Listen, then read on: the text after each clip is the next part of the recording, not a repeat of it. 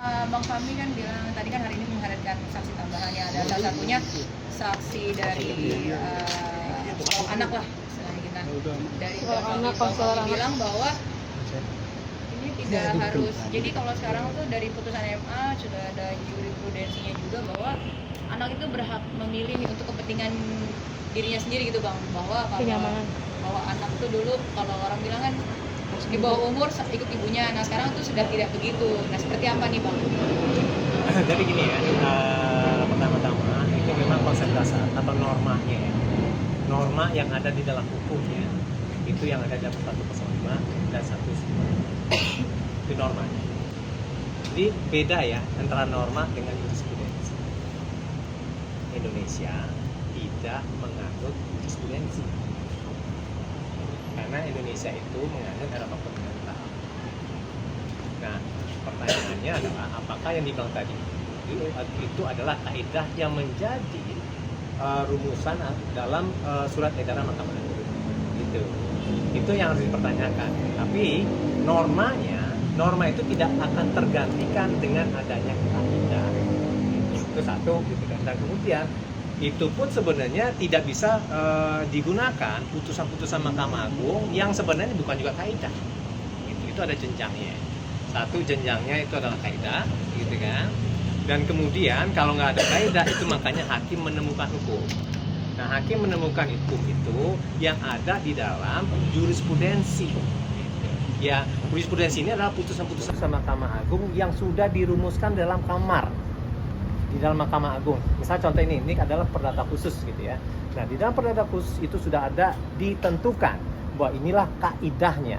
Misal contohnya tentang the best interest of justice, interest of the child gitu kan. The best interest of the child gitu. Untuk kepentingan terbaik bagi anak. Itu memang gitu ya. Baru dilihat nanti tentang bagaimana sih sebenarnya menurut pendapat-pendapat dari ahli-ahli gitu.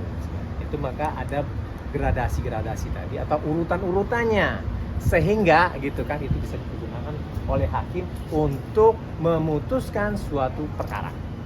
Itu kira-kira ininya ya, terkait dengan ada putusan Mahkamah Agung gitu ya. Jadi tidak semua putusan Mahkamah Agung dikatakan jurisprudensi, enggak.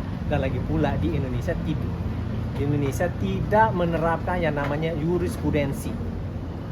Kalaupun ada, nggak menerapkan jurisprudensi. Yang ada di Indonesia itu adalah menerapkan kaidah-kaidah berdasarkan keputusan yang ada di dalam kamar masing-masing. Kamar perdata khusus, kamar perdata, pidana khusus, dan seterusnya. Itu kira-kira ya. Nah, kemudian setelah itu baru naik ke jenjang selanjutnya, itu adalah norma. Norma di mana? Itu yang ada di dalam kompilasi hukum Islam gitu. Jadi nggak salah-salah yang begitu-begitu, gradasinya ada. Nah, orang bilang baca, ya baca, tapi baca itu harus dimengerti.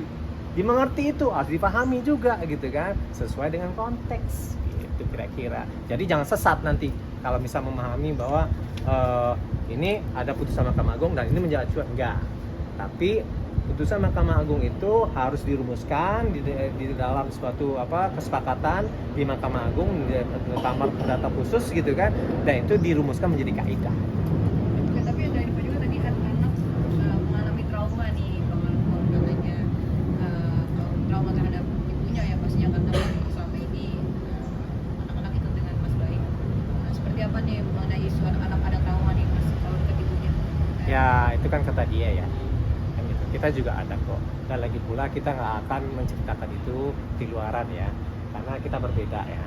Karena prinsipnya begini ya, kalau memang benar-benar ya untuk kepentingan anak, ini yang begini-begini nggak disebut di luar-luaran, karena itu bisa menyisakan yang namanya file-file nanti ya, bisa dicari nanti di Google. Nah, untuk apa? Anak-anak itu akan cari ada apa sih dengan orang tua. Nah, itu makanya kita sedari awal dan Paula itu sangat menghormati Baim sebagai ayah, sangat menghormati. Ayahnya baik, itu. Nah, jadi persoalan itu biar nanti kita akan mengkontestasikan gitu ya, atau mendiskusikan itulah ya di ruang persidangan itu, dan kami menilai bahwa itu tidak patut kami ceritakan. Oke. Ketidakhadiran Paula mungkin kemana? Sebenarnya beliau itu bisa bacain deh. Ya. Bang itu ya, saya salah. Iya benar. Cakep bang. Jadi Paula hingga saat ini kurang lebih 4 bulan ya, masih belum bisa tidur dan berkumpul dengan anak-anak. Bahkan solusi untuk menjemput anak-anak di sekolah secara bergantian hingga saat ini belum ada kesempatan untuk dilakukan. Nah, kemudian pertanyaan kenapa tidak ada pada saat ini gitu ya? Ya ini sebenarnya dia memang ada kegiatan gitu kan, untuk kepentingan untuk anak-anak juga sih. Nah, jadi dia memang mengharapkan hal awalnya bersama dengan anak-anak untuk pergi ya namanya bisa dengan anak-anak ke bekerja dan sekaligus bersama dengan anak. Bang, Karena itu ya. Bang, cerita nggak bang kenapa dibatasi bang? Iya, Untuk kenapa dibatasi, jemput Bang? anak di sekolah. Udah dengan yang dulu kemarin-kemarin. Oke, saya ada agenda Bang, yang lain. bang Mohon satu izin. satu pertanyaan bang, satu pertanyaan bang, bang satu Paulus pertanyaan. datang aja buat tunggu anak-anak, katanya nggak pernah ada jemput. Ya katanya selalu dibuka. Datang aja gitu. Ada statement yang berbeda nih bang, ada statement yang berbeda. Iya, saya paham dan kemudian itu juga saya sebutin. Itu. Kemarin saya udah sebutin juga kemarin. Oke? Bang satu pertanyaan. Ya. Tapi Bang Mola ada rasa sedih nggak sih Bang? Maksudnya Sangat karena sedih. gini loh, Sangat orang kan stigmanya anak-anak lebih ke baim, anak-anak lebih nyaman di baim, tadi juga ada. Saya tidak akan membahas itu karena itu akan tertrack nanti di sistem elektronik gitu ya. Kalau sebab itu maka biarlah kami nanti akan mendiskusikan itu di ruang persidangan. Mohon itu untuk kepentingan dari anak-anaknya. Kalau kita berbicara tentang the best interest of the child gitu kan, itu jangan sampai tersampaikan. Bang, Sendiri sekarang sibuk kerja aja katanya ya Bang, untuk anak-anak gitu ya Bang ya. Sama Menyibukkan untuk diri. anak-anak dong, kan gitu. Kan dia memang untuk telinga anak-anak. Oke. Bang, Yang bang. dibatasi bang, yang dibatasi itu apa bang? Bang, sedikit yang Oke, dibatasi, udah. Paula sedikit. Dibatasi. Udah. Itu saya sudah jawab kemarin. Oke ya, Oh, gitu ya. Sip. agenda tahun Thank you. minggu depan. Minggu depan udah saksi lagi. Saksi lagi. Thank you ya. Dari mana? Masih sama mereka. Oke, thank you ya. Bang, Maaf bang, ya. bang, di rumah duka Paula hadir. Ada bicara apa bang ke abang? Curhatan apa? Kan ada anak-anak juga. Hanya Bang. cuma mau bilang bahwa itu mereka itu masih utuh sih sekarang. Dan itu untuk kepentingan dari anak-anak. Sampai ada keputusan yang menyatakan untuk itu. Itu aja untuk kepentingan dari anak-anak. Dia melakukan itu. Oke, thank you ya anak-anak. Masih baik ya Bang, berarti komunikasinya masih baik ya Bang.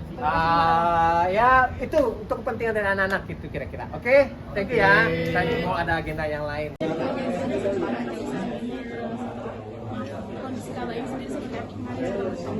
Alhamdulillah baik. Baik.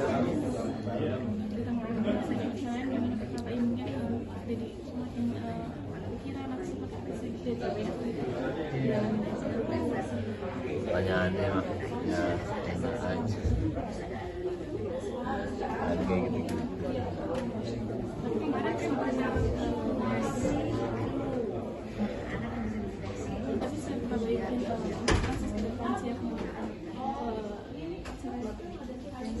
Kenapa?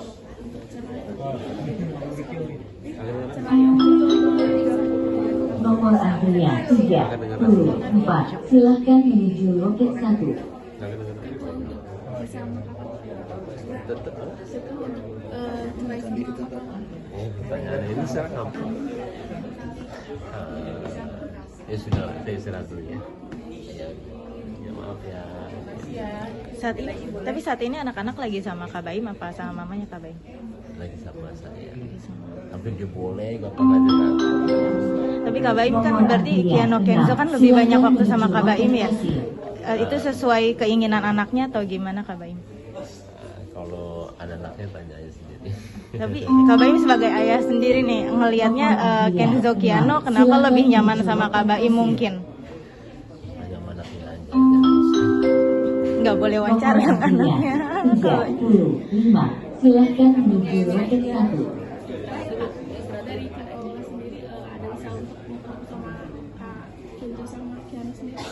Hanya Paula aja. Nomor antrian Makasih.